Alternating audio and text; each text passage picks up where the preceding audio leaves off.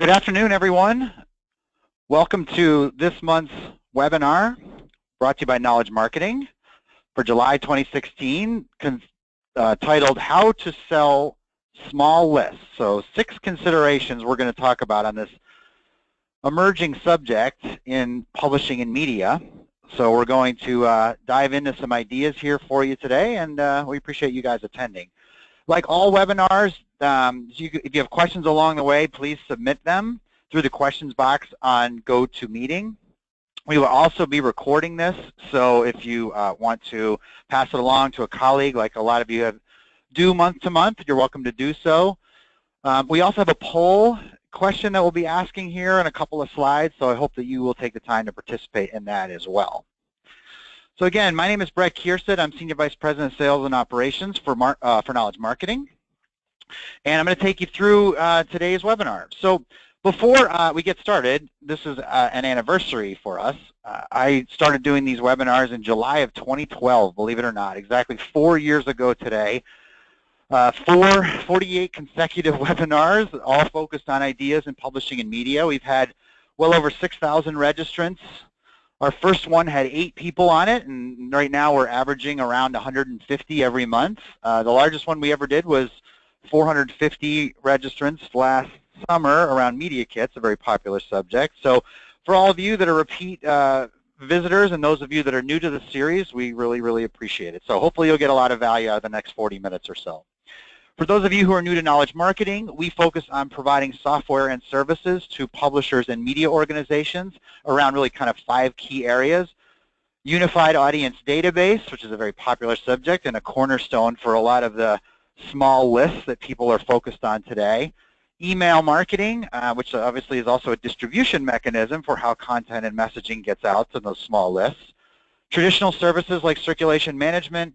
We're also doing and helping organizations with behavioral capture and reporting. And in addition to the webinars, we also work with clients on different sales and marketing strategies. So our client list is very familiar to a lot of you. Probably recognize different organizations as those that are focused on providing content and across all the various different media channels to typically very engaged but specialized niche audiences. So a lot of you are similar in profile, so hopefully this content will resonate with you.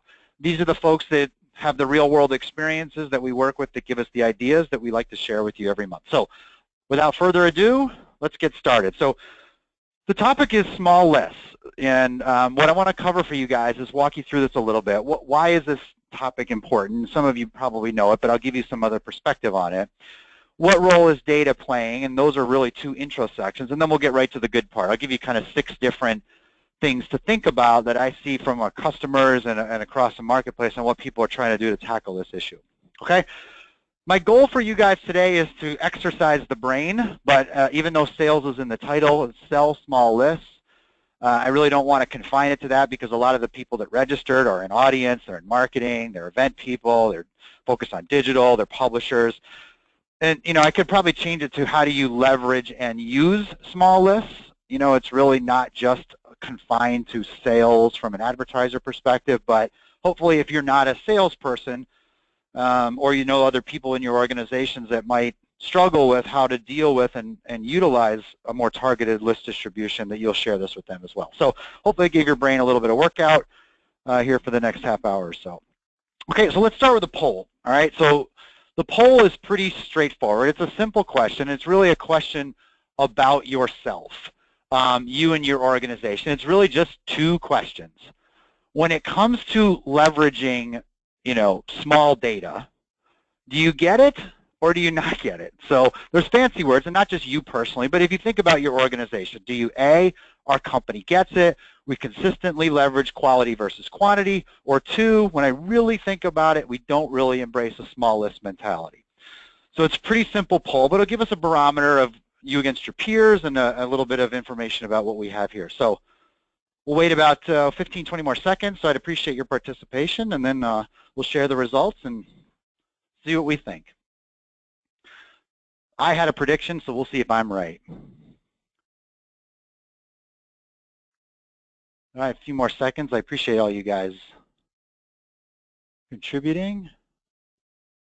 All right, so let's close that, and let's see, I'll share it with you so you can take a look at it. So, amazingly, 50-50, which is oddly coincidental that almost all of you voted, and it came out even, which is a really interesting perspective. I kind of thought it might skew a little bit towards doesn't get it, but not by a wide majority. I think that a lot of people are struggling with it, and a lot of it would depend on who you ask. I think if you ask certain parts of a business, they will say that they don't get it, you know, certain titles, certain parts of the business. Salespeople probably think they do get it, so I think I think in general we can agree that it's probably fairly even, at least the way it's represented. So thanks for your participation, and let's keep going. So what's going on? You know, what's the point of this? What is really happening? And I kind of like to keep it simple. If those of you who come to these webinars, I try to like put it in simple relative terms. You know, if your methodology of how you run your business is something as simple as this, you've walked into a customer and you've explained how they can advertise through you on 50,000 names, and there was some CPM basis, whether that's digital or print or wherever it might be. If that's how you run your business, then how do you sell 1,000 names? Right? Because if you do it on a CPM basis, you're probably not going to make a whole lot of money, or else you're going to have to explain to somebody who's not really clear, if you want to keep the same amount of money, how does it 50 times greater? If you have a CPM rate of 50 times, and that's the way you sell, you're really going to struggle. So what we're going to try and do is to figure out if this is the visual simple example of what we're trying to overcome, how do we do it? Okay, so the reason part of it also what's happening, guys, I think a lot of you know and a lot of you talk about it, is from a business perspective, continuing to sell our business or operate or manage our business at the large level, if we just call it the 50,000 level, the problem is that lots of things are changing. Number one is we know that there's greater competition for our reader interests, so they're pickier about their content. So if you're sending them information, whether it's through leads or editorial or offers or events that is not relevant to them, it's a lot easier for them to find relevant content elsewhere. Secondarily, one of the challenges is that there's becoming ubiquity of certain data. If I want to find out who the vice president is at sales at Knowledge Marketing, I can go on LinkedIn. I don't need you necessarily as a B2B publisher to tell me that. So that data is somewhat becoming ubiquitous, or it's a lower cost. So you don't really necessarily just have the right to offer broad brush lists of basic information, because in many ways they can get it themselves. From your user community, a lot of people are feeling attrition lists. A lot of audience development and marketing people recognize that if you're sending out bad content that's irrelevant, people are going to opt out. You know, if I know I'm on that list of 50,000, the odds of me opting out are a lot greater if I get a feel for the fact that I'm on that list of 100 where it's very personalized and private, or excuse me, 1,000 where it's personalized and private information. So user engagement is going down. We want to, you know, we used to have high click rates and high click-throughs and open rates, and a lot of those are declining, especially when we continue to send very broad messages. You know, there's also a big change in privacy laws. I think we understand you have to be very, very careful. You know, those of you that market in Canada and Europe, and obviously more and more in the U.S., you know, you have very strict laws on who you can send content to. So this 50,000 continuously sending big lists every time you sell, you're also running into privacy issues. You know, and lastly, we'll talk a little bit about this more, but you have limited inventory. You know, you can't just send anything you want to everybody without it having a negative or adverse effect on the performance as well as on your community. So you don't really, even though email seems to be a cheap, low-cost, fairly simple way to send large communications, thinking of it as unlimited inventory is really getting a lot of people into trouble. So all these things are happening as well. So let me give you a couple of thoughts, though, some visual, maybe some fun stuff to think a little bit about small list logic. You know, you have a big list, and a derivative of that is a small list. You know, we kind of joke that there's coal, which is a big pile of carbon, or a diamond. You know, they both have a carbon base. They both go through a process. They're both similar, but yet even though the diamond is materially smaller, it's materially more expensive. So again, we think about your list, what components of how you price and create products within your lists, there's a visual representation of how they're expensive. From food, we all know the difference between eating the old 96er, versus filet, just because something comes from the same animal in this case, it doesn't mean everything costs the same, and it's not all volume-based. So when you think about some of the own analogies of yourself, when people are resisting the idea of paying more for something that's smaller, there's a lot of things that people are used to that is similar in other aspects of life that are analogous to the same story. So don't think that this idea of buying something in small lists automatically means that it's going to cost less. There's plenty of analogies in regular life that tells us otherwise. We've been promoting this way or this method, this idea of the smaller the slice, the higher the price for a long, long time. And a lot of people put this little picture up in front of their cubicles and they just think about the idea that this is a fair acronym or a fair metaphor, if you will, for how you guys think about the quality that you offer. But basically the way I look at it, and the theme generally tends to be that if you're running your business, whether that's the company business or your personal business at the quantity level, it really is in many ways a race to the bottom. And that's not the place we want to be. We want to be in the value creation business. Okay, so let's talk a little bit about data. I'll be quick through this so we can get to the point. But if you don't understand how data plays a role in segmentation, it'll be hard for you to determine later when you want to start creating high value lists. You really won't understand the asset that you have and how you can leverage it. So we talk about this all the time, and a lot of customers and really the cat now, everybody's focused on data.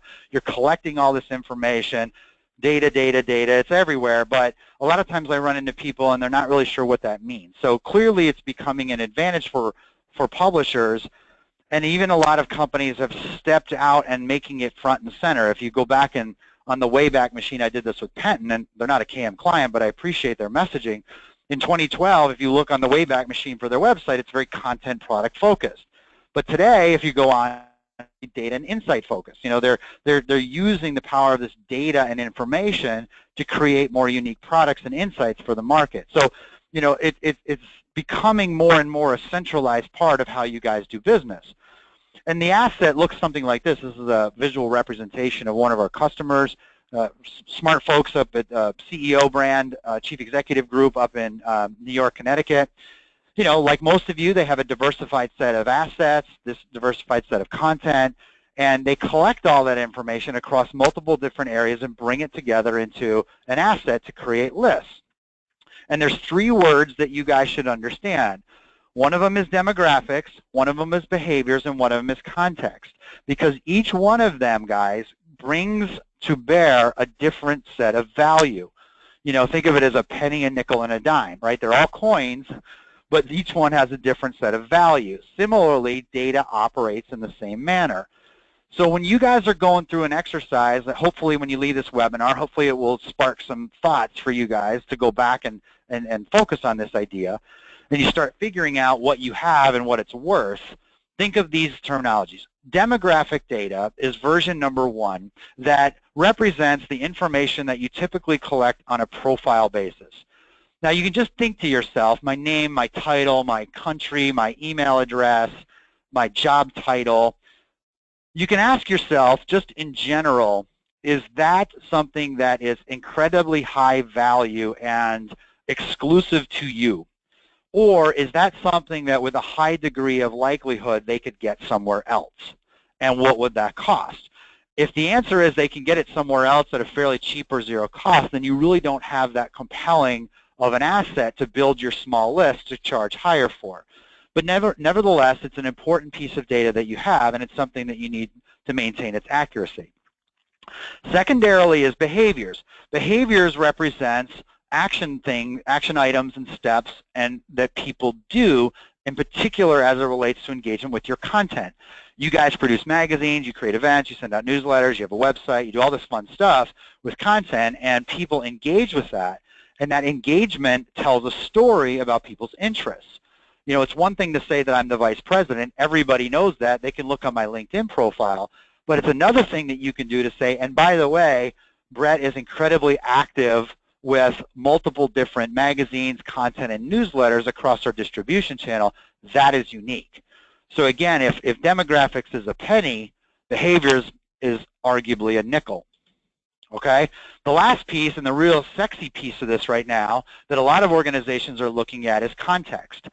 Context represents typically a topical engagement or some more narrowly defined engagement criteria around what individual readers, subscribers, etc., attendees are focused on. So I always use this analogy. If I said, Brett is the vice president, Brett lives in Minnesota, Brett likes football, that's one thing. But if I also say, Brett, not only does he like football, but every article he reads is about the Minnesota Vikings, that's a significantly more unique and valuable piece of data than just the pure fact that I'm a vice president, live in Minnesota, and I like football.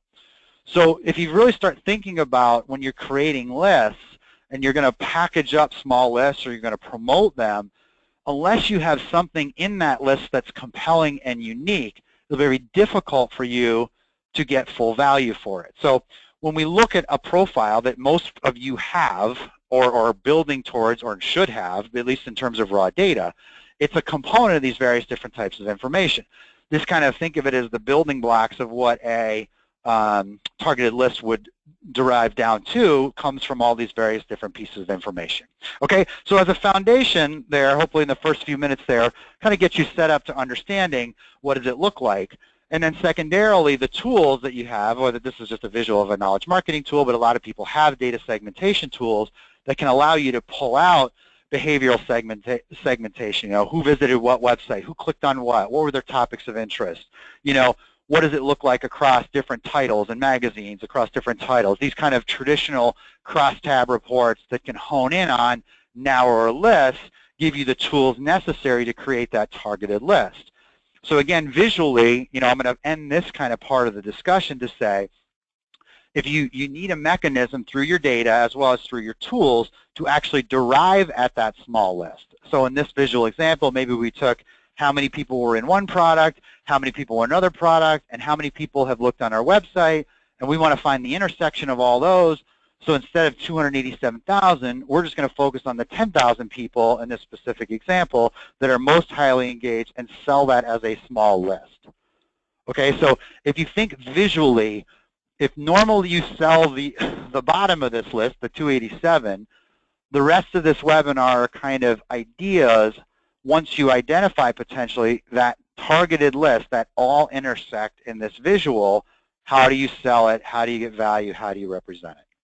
Okay, so again, data foundation, ability to segment, logical targeting, get down to some kind of material targeting, high value, highly engaged, or whatever the criteria you use list, and then let's talk about what we can do with it. Okay, so this is a little bit, the 6 considerations are very broad. I wish I could tell you I had a perfect magical answer for everything, and if you just did this, everything would work and you'd all be rich. Because if I did, I wouldn't be doing this webinar. I'd be rich. But anyway, so let's talk about these 6 ideas. First up is words matter.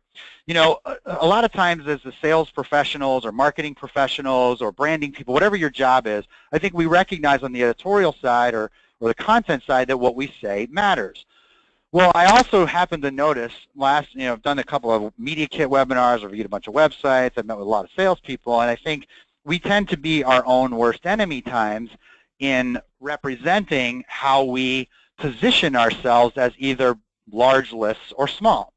So in your sales letter, in your emails, in your phone calls, in your media kits, you want to make sure if you're selling small lists that you're using words that support your strategy. You know, good words that I hear are targeted. We are informed in our marketing. We are performance-based. We are focused in what we send. We are emphasize conversions. We look for ideal leads. We focus on quality. But yet a lot of you, and everywhere I turn, it's always, we're the largest, we're the biggest, we blast out things, you know, and it really is contradictory to the whole logic. So even at the first level, I would go back and check how you read, how you represent, how you message your brands, your audience, to see, am I really over promoting myself as biggest? You know, I did this last or last couple months, I just talked about even words within a media kit. You know, we blast people. You know, blast doesn't sound like a small list. You know, blast sounds like a big strategy where we just go bigger is better. You know, do we always represent the largest possible number in every scenario that we have? You know, do we talk about words like targeting? You know, here's an example of, you know, two different ways to look at it. On the left-hand side talks about sessions per month, visitors per month, page views per month. And the right-hand side is another one of our customers, the folks at Brief Media, that focus on percentages. So we focus on delivery rates and open rates and performance metrics. So is it bigger or are we better? You know, which is the way that we want to represent ourselves? A simple analogy that you guys should ask yourself as you represent your business, when you're on a sales call or you're asking, which of these two is a good way to say it? Do you say to people, we have the single largest, biggest database of individuals in the farm industry? Or do you position it as more of a performance organization, like we have the highest performing campaigns and most engaged audience in the industry? You know, percentages allows small guys to compete with big guys. Numbers puts you into a very complex and difficult game where only one guy can win. When you can perform at a higher level based on percentages, your size of your database won't matter so much as the performance of it from a percentage basis. So I could tell somebody else, sure, they can send 50,000 emails, but they'll get a 1.7% conversion rate. I can send 10, and I can get a 7% conversion rate, whatever the numbers look like, and I do less damage to your brand, and I'm more effective in what I do. Okay, so when you're talking about size, selling size, don't get into the numbers game from a pure volume perspective. Focus on percentage. Okay, number two. And again, I'm a big believer. I'm a sales professional. I've been trained in sales for 25 years. I talk about words matter. One of my customers and I had this conversation as they went into a media call about having a way. And by have a way, I don't mean the Burger King, have it your way, for a lot of you that are old enough to remember that campaign. But really, representing at a way that you do business that leads to the logical conclusion that a small list is the way to go. So for example, you know, I might walk into an advertiser and say, you know, my name is Brad, I'm from such and such media company, and our strategy when it comes to running programs for you, we have the knowledge marketing way. The knowledge marketing way consists of 5 principles. We are respectful to our readers, we are committed to the right content, the right person at the right time. We are focused on better, not bigger. We only send, you know, people. We emphasize quality over quantity, and we are a responsible voice of the industry, right? I am setting myself up foundationally to talk about why small lists matter and why a big blast strategy is not the way our company operates. Okay, so by having a way that you do business, you're setting yourself up to talk about the value of a targeted list that's more quality-oriented than quantity. So I say defend yourself of having a way to be confident when you represent yourself that that's the right way to do things. Okay, that one's a little bit more conversational, less statistical, but it's certainly an important message nonetheless that as a brand you represent yourself properly. Okay, let's move on to number 3, a targeted purpose. Targeting is a very popular buzzword. You know, if you go out on Facebook and you want to do Facebook advertising, and a lot of B2B organizations are doing Facebook advertising now, it's not just a consumer area, but as people do that, the targeting mindset is prevalent. A lot of these organizations, even Google keywords from years and years ago for SEO pay-per-click, was a targeted campaign where you focused on specific keywords. So as consumer-oriented advertising creeps its way into B2B, we have to realize that that's the methodology, that's the mindset. And again, we've talked about a lot of the data, and I see some very good customers and companies that are carrying forward that language. This idea of targeting, which inherently means you're going to be operating within a smaller and more defined universe, again, is something that I think is very important to have within your marketing communications. You know, we target based on precision targeting. It makes us more efficient. We focus on topics of interest. You know, this idea, this concept, again, supports your strategy. Secondarily, another area that people emphasize on this is what's called importance and value. As many of you would probably give feedback on, a lot of times when we run advertising campaigns for a company, we generate a material number of leads that they never follow up on. That's a #1 complaint that we hear, and part of the reason is that there's a mismatch between the size of the audience, the type of the audience, the message, and then the ultimate end conversion. You know, a lot of you are many ways providing leads to organizations that might result in one sale that could be a $10 million sale. But you know, if you don't know that, you might send it out to 50,000 names. It doesn't make any sense. So another thing that supports you when it comes to selling small lists is this visual representation of the higher the transaction importance, the more personalization, targeting, or smaller list is possible. You know, if you're selling People magazine, there's 1 billion people that can buy it. But if you're selling $50 million enterprise IT systems to major hospitals, there's like 10 people. So if you understand the transaction and importance and value, it lends itself credibility to the type of list that you use for how you sell. A good little visual is to just simply say, if it's a large volume sale, you know, so let's say 50,000 names, it can be appropriate. Maybe that is something you want to do for branding and awareness, but the more important the transaction is the more targeted you need to be. So if you want somebody to do something material and spend a lot of money, more than likely your segment size is going to get smaller. So I always ask you, I gave this guide out about 1 year ago, and a lot of people gave me good feedback. As a reminder, when you're having a conversation with an advertiser about your list, the target that you're going to use for marketing, you definitely want to ask, if we're creating an action like that we want our users to click or register or subscribe or survey or booth or whatever it might be, what is the intent that the advertiser wants that person to do? Again, if we want to just educate them and drive brand awareness, well, great. Then we can send it out to a lot of names. We can still charge them CPM. That's still a useful use of that. But if it's to do something very material, like subscribe to something that costs $2,000 or attend a $1,500 event or something like that, you're really going to make sure that that segmentation is tight and precise and focuses on the right action that understands the right intent. Okay, so I would never go out and sell a small list or a big list or anything either way if I didn't understand ultimately what the intent that your advertiser has for any individual that responds. Okay, so that's #3. All right, #4. This is a good one. It's pretty straightforward. We think a little bit about this, but here's a good way to look at it too. One of the things that is moving on right now, I hear a lot of customers and their salespeople are out talking to advertisers about the conversion funnel. Again, this is a very consumer-oriented idea.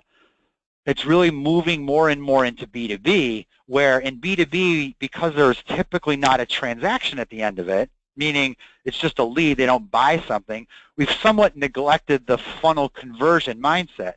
Now, marketing automation tools, you know, you guys doing more and more consumer-oriented type marketing or closing them to buy paid products, register for events, a lot of B2B customers are starting to think like consumer, which is heavily conversion funnel oriented.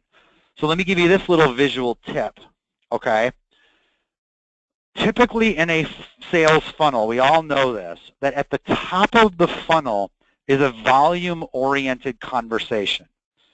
So if you're sitting down and you're focused on only volume, then again, small list targeting isn't the right emphasis. It's not to put the absolute most people in the funnel. If you're smart, when you talk about small lists in the context of a conversion funnel, you will focus on the fact that by controlling more accurately and more precisely the number of people that go into the funnel, the number of conversions, the percentages that drop down to each level will be maximized. Okay, so just be clear to understand. I talked to you about the difference between meaning numbers and percentages meaning like performance. If I'm a salesperson, if you can give me highly qualified leads and I don't have to pour through a bunch of junk, I'm highly more effective performance than on a pure volume basis. So the defense of small lists is that you've removed the clutter of big lists and narrowed in on a more targeted list that will convert at a higher rate. Okay, and that premium of time, that premium of conversion is the value of focusing on that area.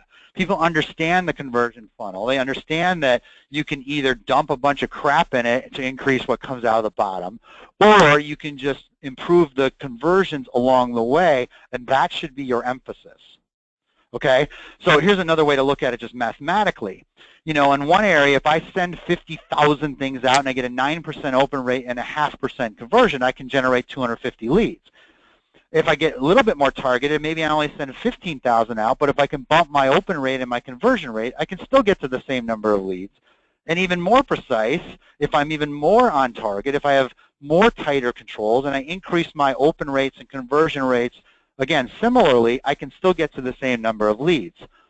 Selling big, guys, is the top one. Okay, selling small is the bottom one. And emphasizing that your quality emphasis improves opens and conversions diffuses the fact that you may not have the largest list. Okay, so presenting out to people the basis and understanding of this is why in getting people to understand and agree to that, and positioning anything in the top as just a waste is really your key strategy there. One of our customers, North Star Travel Media, to me, you know, our alpha client when it comes to this idea around funnel marketing and segmentation and targeted programs, has this little visual that just talks about how they isolate people down into nurtured and best prospects and engaged and buyers, and how they create different programs and how they focus on for the funnel, and they can, you know, build around their marketing and pricing and distribution schedule and content structure around this type of a program. So if you think about it visually, you start thinking about that, it makes a lot of sense to people that small lists are more impactful when they're more targeted using a very logical approach to how we convert people through the funnel.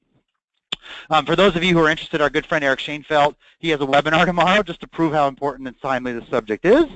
If you go check him out on his website, you can see his webinar tomorrow too. So that's just a little bonus promotion. If he's on here, you can send me a check. So, all right, next up is scarcity. So here's another thing that I want to introduce back to you guys. So it's an interesting paradox. Back in the day, I was with another customer talking about this. When you had print, you had limited inventory. Only one company could get the back page. Only one company could get the inside of the front page. So you had limited inventory and actually a scarcity of opportunity. Well, when digital came along, it basically became spam city. And I was talking with another customer who has they run mobile ads, and there's 7 or 8 ads. They just keep packing more and more ads into a digital newsletter. And all of a sudden, when we're digital, we think we have unlimited inventory. But here's the problem. When we create unlimited inventory, we lose scarcity. Nothing is special. You know, oddly, we used to have it very special when it came to print, and so although the medium changed, we didn't carry forward the idea of scarcity. Okay, so I'm challenging a lot of our customers, we always talk about this, is to reintroduce to the company the idea of scarcity, and print the limited inventory of front-back advertising is a visual example. There's only one of them. You know, we think we can email people in perpetuity and there's no impact. Therefore, we can pervert our prices and we can do things on a CPM basis because we think we have unlimited elasticity. Well, that just ruins the pricing methodology, and it takes away an advantage that we used to have when it came to scarcity. Okay, so I use this on a lot of webinars, but it's, you know, for those of you who remember in the movie, you know, he wanted to know a piece of information that no one else knew. So it created this scarcity. Only there's a small amount of information. I want to know something that is surprising, something I don't know. Okay, and that's a scarce piece of information. If you look at it visually, a lot of people, there was a quote that said, you know, ubiquitous information seeks to be free, scarce information seeks to be expensive.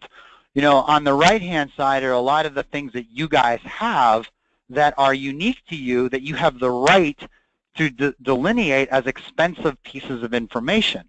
Insights, content, engagement score, brand interest, budget authority, even email are things that are more scarce than some of the ubiquitous information on the left-hand side. So, you know, when it comes to small lists, you want to use this insight to increase your value of things that you know are scarce.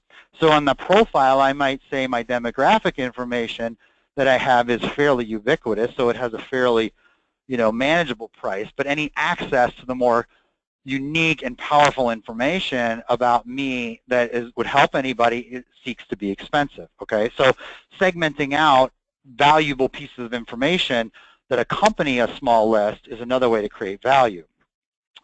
I ask you to do this. We're not going to do it here, obviously, but one of the things that you should go back as an exercise is ask yourself, what do you guys, as a media company, uniquely know that no one else does? And again, I'll give you a hint. It's probably not their demographic data. So what is it that's scarcity that you have? Is it unique behaviors that you know? Is it people's contextual interests? Is it their engagement levels? Is it industry insights? What is it that you have? And if you guys ever check out Rand O'Reilly, again, they're not a customer of ours, but I really love the way they do it. They take a lot of their audience data, they combine it, some of it is proprietary to them, they combine it with some public data, and they re-render it into actionable insights and data services that they can then monetize and create them as insights as a specific list. So even though their list is large, they still promote it as the ability to target within that as a competitive way to create additional value add based on insights that they have, which are by nature scarce because they're the only ones that have them. Okay, scarcity is a reminder that you used to have it and you still should, and go back to it as a way of regenerating some additional value. Okay, next up is leads. So we all know, anybody who's in sales knows the greatest movie, Glengarry, Glen Ross, the specific leads. But let's unpack that a little bit for you guys.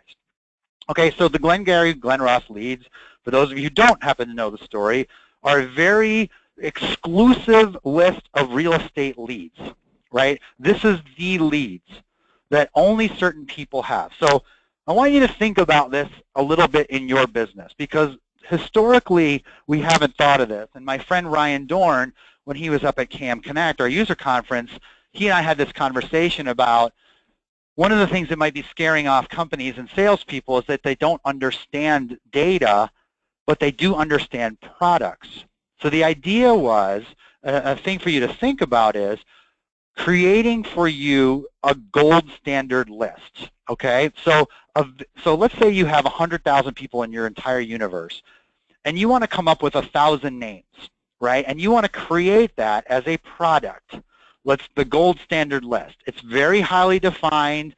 Maybe there's a brand name for it. You go back and you create limited inventory on it.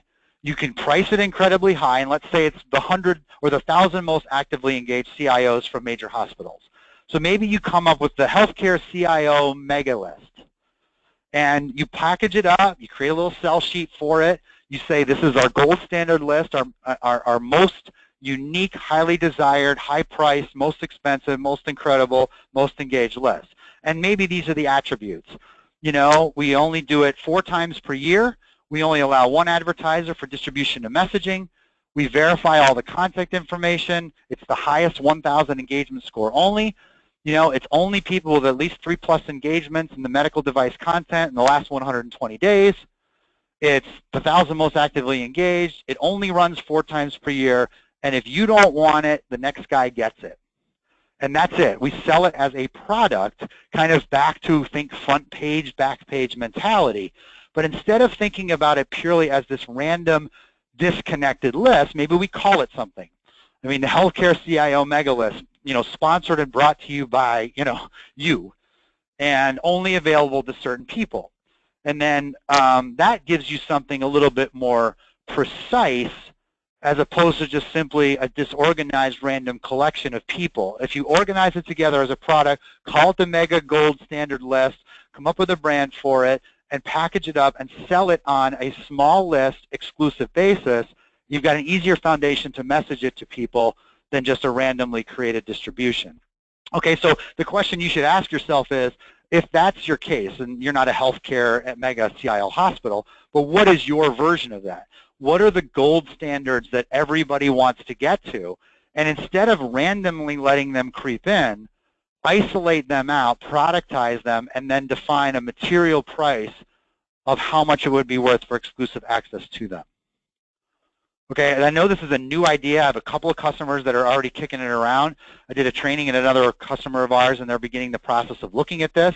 But I do think it's a way of getting small lists, easier understood by packaging them up under a very branded umbrella.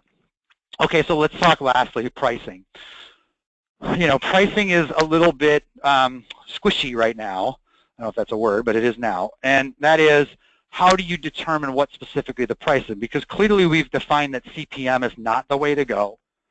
It'd be very difficult to explain it. So here's some other things that people are thinking about. Number one is, again, just make sure that it's proportionate to the value and scarcity of the data. Again, saying that Brett likes football is worth a nickel, but saying that I like the Vikings and is one thing. That's a little bit more valuable. It allows you to be a little bit more precise, especially when you think about the conversion. Because if I just like football and you send me an ad for the Chicago Bears, I'm not going to convert. But if you send me an ad for the Vikings, the odds of me are higher conversion than the otherwise. So that scarcity of information that you know uniquely about me based on my behavior should come to a higher price, whatever that might be. Second, always bundle small lists with services. Again, you're not going to be able to get the same value in their mind for just 1,000 names. Maybe you'll get a higher price, certainly if you purely looked at CPM, but what most people are trying to do is to say there's a service component, whether it's content creation or it's also multiple campaigns, as we mentioned, or there's some sort of design work, or there's some sort of complementary paper that you're required to create. Try to add a secondary piece of service content or campaign associated with that single opportunity. Also, some people are trying to do multiple small lists in a bundle. So if we kind of go back to that whole 50,000 example, maybe instead of honing in on 1,000, we hone in on 2 groups of 1,000. And we create individual unique profiles and campaigns to those 2 groups that have specialty content and messaging associated with them. So again, your goal here is to try and increase the things around the list, because you're protecting that list and you're offering value-added services and higher performance. Okay, well, again, we talked about that too. Productizing segments into high-price lists. Maybe this is our, farm corn crop growers over 100,000. It's called the high-performance corn grower list, and we only sell to it 4 times a year. Whatever it might be. Figure out what those productized segments look like, and then, depending on the nature of what's in them, you have a right to price them accordingly. Almost think of it as the way you guys do gold sponsorships, like for an event. You have a premium, a platinum sponsor, and a gold sponsor, and a silver sponsor. That tiering methodology can also follow these defined small segment lists so that people can understand it easier, and then that creates a limited inventory. We're only going to have 3 platinum sponsors, or we're only going to have 2 gold sponsors. By doing that logic in your lists, you'll also create an easier way for you guys to charge high dollars, because people understand that there's a limited amount of inventory. And lastly, when it comes to pricing, do not try to cram your most incredibly high value list to every customer. You really want to walk into your largest customers, especially if you can find 2 or 3 that compete against each other. Let's say it was like M&M Mars versus Nestle, and say, listen, we've got the chocolate buyers, the most exclusive, those with over $100 million in budget, and we're coming to you first, Nestle, and if you don't want it, we're walking over to Mars. Do you want it or not? You want to try and focus on people that have the money, that are spending with you, that already understand high value, that already kind of try to look at you from a quality standpoint, and then you have the right to go in and ask for higher volume, or higher dollar pricing for that particular small list. Okay, so again, if there was a magic answer like, yes, 2x, 3x, 4x, I would tell you it seems it's still working science. Obviously, it depends a lot on your own products and market, but definitely spend a lot of time thinking about this between your salespeople and your marketing people about what the right way is to price out this premium content and data. Okay, so guys, hopefully that gives you a little bit of ideas. A couple of quick summary points. Pricing based on large CPM is a race to the bottom. I think we all know this. I think we understand what digital pricing looks like. Believe me, I know what email pricing looks like. It's all heading towards 0. So what you have is establishing what is scarce and unique. Those unique, scarce data points are what you ultimately over time have as your premium dollars that you can use as you market up and package these small lists. You got to have data. You got to be smart about data. Salespeople should not be afraid of data. They should try and understand the information. But marketing and audience and the publishers should work with the salespeople to come up with packages and ideas that promote and promise exclusivity to advertisers so that they can walk in very confidently that they have something of incredibly high value that makes a lot of sense to them, that deserves a premium price. And again, lastly, when it comes to pricing, think about it thoughtfully. It isn't as easy as CPM multiplied. You're not going to get away with that. It's not going to make a lot of sense. Your advertisers are not going to understand, in that example, why they should pay $50 for a CPM versus $1 for a CPM. The math is just not going to work. And so these packaging ideas, these bundling ideas, these multi-campaign efforts, these A/B ideas, all these different things are ways of going at this particular strategy. So I appreciate the time. Those of you want to drop off, you can. I have a couple of questions I'll answer for those of you who want to stick around. You know, it's a good question, like what if you're the biggest guy and the best performer? Congratulations to you. You're an incredibly formidable competitor. You know, obviously, you want to, it's very difficult to defend both positions. Most people don't necessarily think of people as the biggest and the most efficient. Doesn't mean you're not. I generally recommend in a sales strategy within any sales call for an advertiser that they're kind of focused on one message or the other. Not a lot of people believe not only are we the biggest, but we're also the best. Maybe it's, even if it's true, it's a little bit harder to defend. But if you actually have that position and you can back it up, amen, man, good for you, because that's certainly a very powerful competitive position.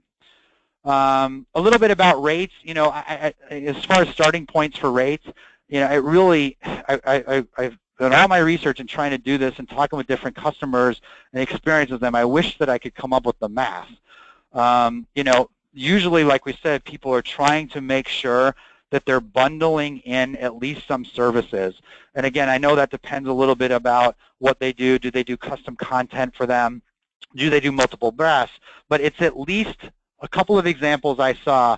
One of them was, you know, just make it a simple example. If CPM-based selling was $1 a thousand, then this example was $5 per. You know, and the reason for that was what they did was they honed in specifically on two things. They said people that have a minimum of at least one engagement within the last 90 days and people that had at least one hit on a specific piece of content. In this case, it was related to like an engineering topic, and they just said that small list was at a 5x price. Now, again, I would not in any way base your own strategy on that, but as far as, again, a lot of this is emerging right now. A lot of these things are new, and I'll keep looking for different examples, but at least for now, there's not a whole lot of agreed-upon consistency other than the fact that going down a CPM multiplier is really, really complex because it's hard to justify it. Then the last question is, someone had asked, well, let's say the gold list. Let's say the CEO of Medtronic is on the gold list. Are you saying that that person will only get 4 messages a year? And the answer is no, not necessarily, because that's probably not logical either. But what we're saying is that that bundle of people, that classification of the top 100 CEOs, you know, or the top 1,000 most engaged people, that list as a list itself is only hit 4 times a year in that construct. And who's on that list could vary from quarter to quarter based on the most recent piece of information. So it's a little bit tricky. Yes, those people are still going to get random emails. They're still going to be participating in other polls. But grabbing them as an aggregated list and then protecting that list is not only good as a pricing mechanism, but is also smart for you guys from an audience development and user engagement perspective. Anyway, so that was it. I'll wrap up the time. I'm over. But I really, really appreciate you guys coming and joining. For those of you who have been repeat attendees, I thank you for your loyalty. And we'll look forward to seeing you guys again next month. I will send along, you'll get the message for the recording for those of you who want to download it and pass it along. And again, guys, greatly appreciate it. Best of luck and enjoy the rest of your summer. Take care, everyone.